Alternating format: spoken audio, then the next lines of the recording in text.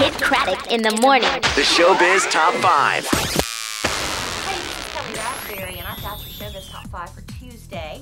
Now, for the second time in less than a year, Suge Knight has had his butt handed to him on a platter. This time it happened during the NBA All-Star Weekend in Scottsdale, Arizona. There was a private party at the W Hotel, a little VIP section in the club there, and the hotel staff was noticing trouble brewing in the VIP section, so they called the cops. And right when officers got there, they saw this guy just hammering Suge Knight's head with his fist.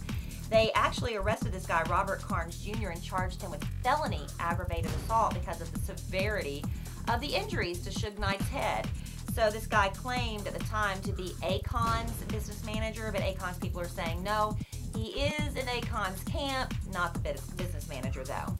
Now, we all thought this relationship was going to go the distance, didn't we? Oops, let me turn that down. We're talking about Hayden Panettiere and her much older boyfriend, Milo Ventimiglia. I guess I'm saying that right. Two people with the hardest names to pronounce in show business should not be together. But she's 18 and he's 31. That might have had more to do with it. I think after about a year of dating, they finally looked at each other and said, you know what? We have nothing in common. So they're done, but they said they're still friends, so it's on good terms. Now, Mickey Rourke had to go over to England to do a little promotion for the wrestler and hang out for 8 days.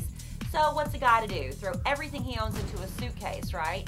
So on his way back into the States, he got detained at London's Heathrow Airport because one of his suitcases weighed over 80 pounds, well over the limit of 50, and it was filled with nothing but his shoes. How many shoes does any man own that weigh 80 pounds? I don't even know, unless they're all lead-bottomed, who knows.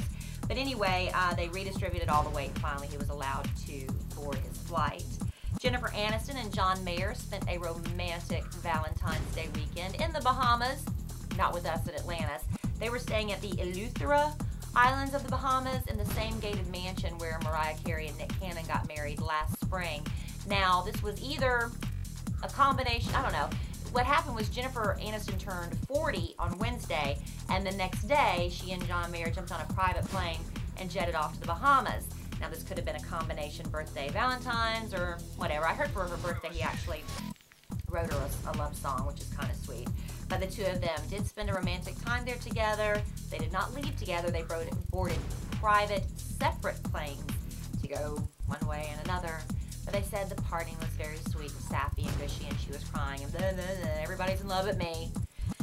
Finally, things seems to have heated up to Paris Hilton and Doug Reinhardt.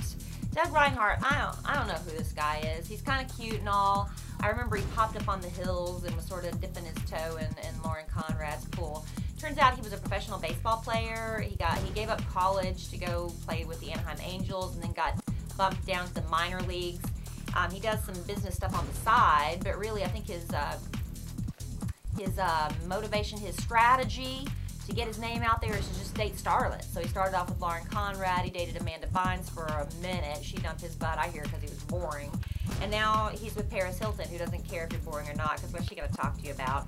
Anyway, the two of them spent her birthday night together. She threw herself a little pink-themed 28th birthday party, and then the next day, Valentine's Day, they were together. And what do you give a girl that's got everything? He gave her a Andy Warhol print of this thing he did on Marilyn Monroe, because Paris likes to compare herself to Marilyn. She says as a child, her grandmother even called her Marilyn Monroe. So I think it's the perfect gift. Good job, Doug. You're in. Like Flynn.